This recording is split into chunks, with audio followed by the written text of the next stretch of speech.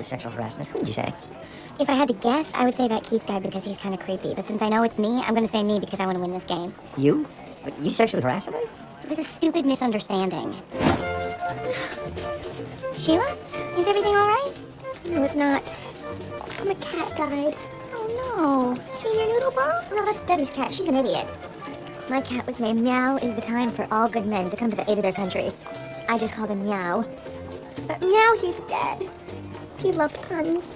I'm so sorry, Sheila. You look like you could use a hug. Oh, that's okay, Linda. I'm not really a physically affectionate kind of person. Don't be such a tough guy. Everyone needs a hug sometimes.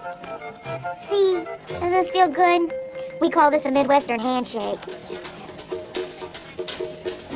That doesn't sound so sexual. It was just a hug that drifted. Booberly. Apparently later, I got, as Sheila's complaint says, more molesty.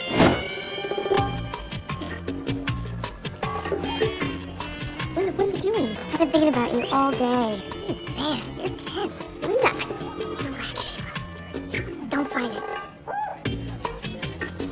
Don't fight it? Hindsight is 20/20, isn't it, Mr. Never Accidentally Fondled Anyone? I don't think the words don't fight it have ever been used where someone isn't being sexually harassed. What am I gonna do? I could lose my job over this. All right, I'll go talk to Sheila and straighten it out. In the meantime, try to act like a gentleman.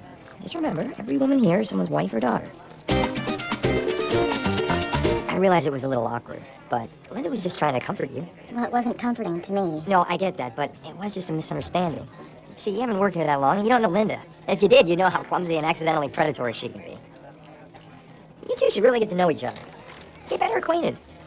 You want Linda and me to get better acquainted? Sure, maybe go out sometime after work. Have some fun. I can come too if you want. All three of us could do it.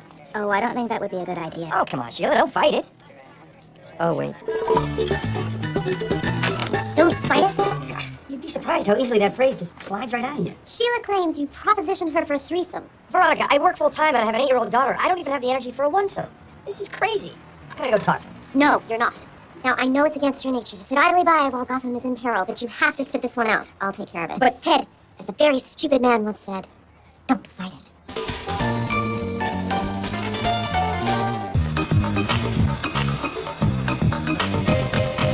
Ted, they took our robot vacuum to transportation, but they forgot his extra battery pack. We want to get it to him before he leaves for the farm. Right, the farm. Here, I'll make sure he gets it. We'll give it to him. So if you could tell us where it is, because the guys in transportation said there is no farm. Jerks.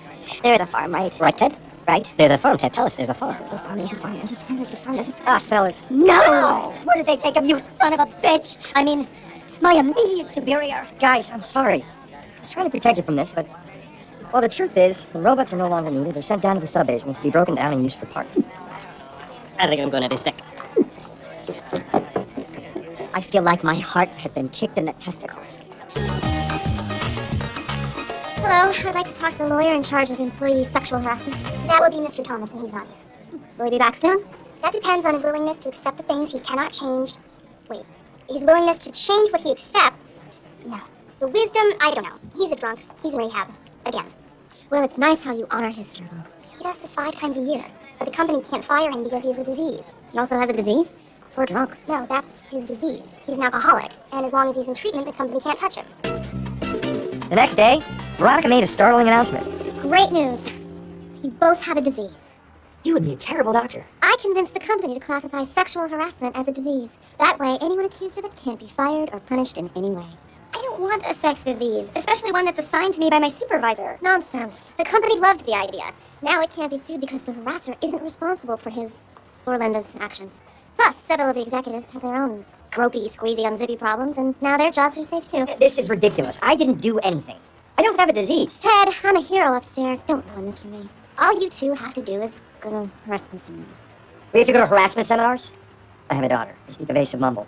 Just until you learn how to control your perverse impulses. I am not going to any harassment seminar. No, I am going to fight these charges. Yeah, me too. I don't like other ladies' breasts. Some days I don't even like my own breasts. Although mostly they're awesome. Well, you get no argument from me.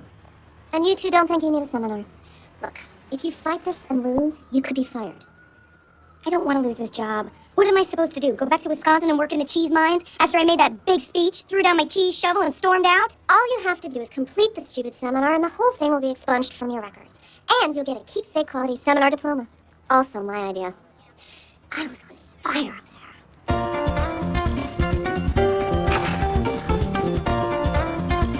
Look at this place. All these innocent machines hacked to pieces.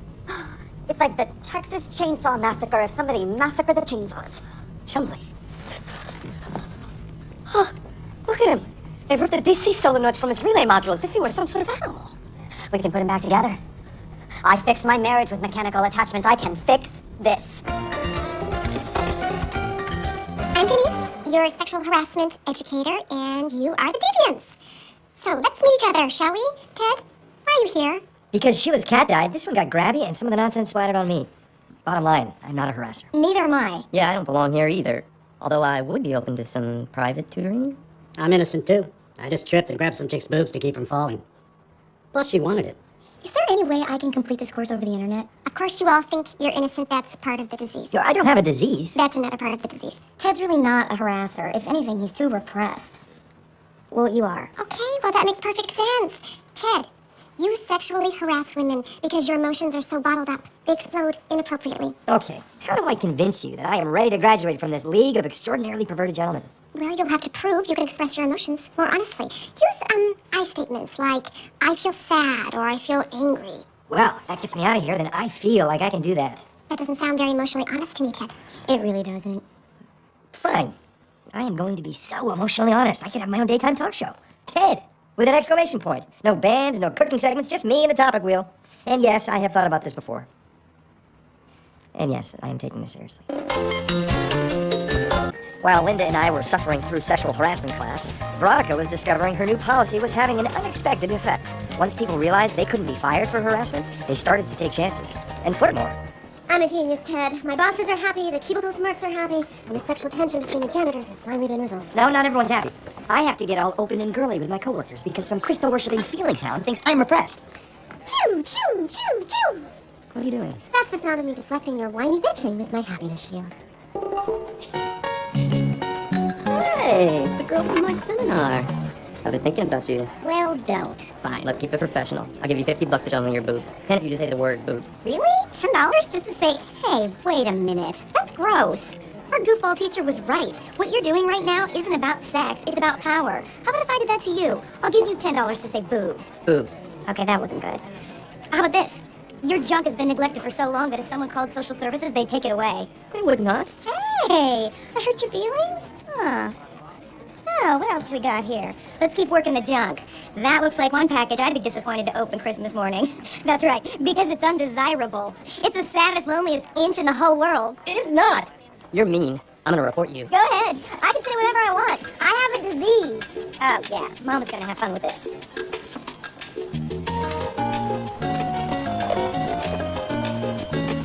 It's the last piece. This must be how Dr. Frankenstein felt. And that creepy scientist on the 4th floor who tried to build a wife out of mannequin parts that shaken skin. Yeah. That was awkward at the Christmas party when we had to pretend she didn't smell like chicken. Let's have them.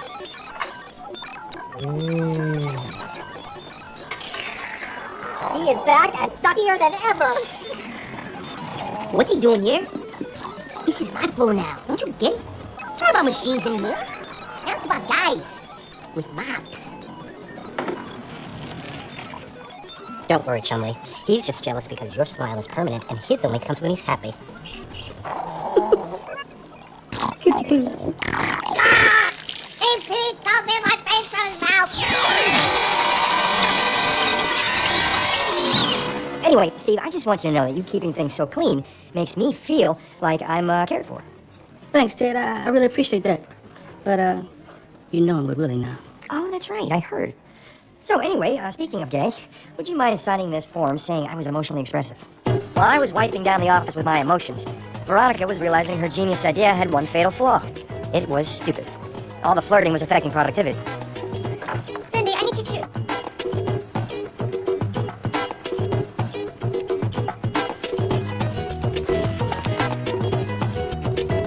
Thanks, guys. I feel appreciative, and I'm happy to... You promised you would stop talking like that if we signed your form. Right, so what do you need? We found Chumley and reassembled him, but something's different. Came back wrong. We need to have access to the robotics lab so we can replace his difluoride dual caching processor. Or inside.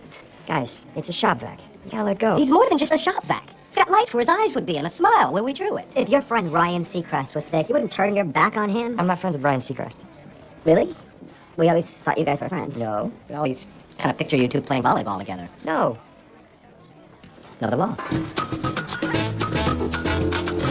Oh, I'm sorry. I feel sorry that I walked into you. No, it was my fault. Mr. Stewart took a bunch of us girls to lunch. I had 4 glasses of wine and a chocolate souffle, which was yummy. You're yummy. My underwear's in my purse right now. I feel happy that you think I'm yummy, but also sad that if I do anything about it, I will have to spend the rest of my life in harassment seminars. Isn't it funny how the word harassment has her ass in it? Do you know what else could have her ass in it? You. I can't quite picture that, but I feel like I must leave. Everyone's taking advantage of the new policy, Ted. It's like mating season out there. All hands and tongues and sweat and grinding. It's kind of hot, actually. I know. A beautiful woman just called me yummy. I like being called yummy. You are yummy. So are you. And since I have to be emotionally honest, I want to take off my underwear right now and put it in your purse. I don't know what that means, you sick, sexy bastard, but it's flipping my switches. Ugh, wait, what are we doing? We're like everyone else around here, acting like horny idiots. God, my policy is a disaster. I'm a terrible executive. No, you are not. You're one of the best executives ever. You're as good as Steve Jobs, Lee Iacocca, or... Field Marshal Rome? Okay. He was a brilliant tactician who looked magnificent in jodhpurs. Now I'm picturing you in jodhpurs. So am I, and I'll bet Rommel didn't wear a thong underneath his. Oh, I'd really like to see that thong right now. A happy coincidence. He's in the mood for receiving gifts.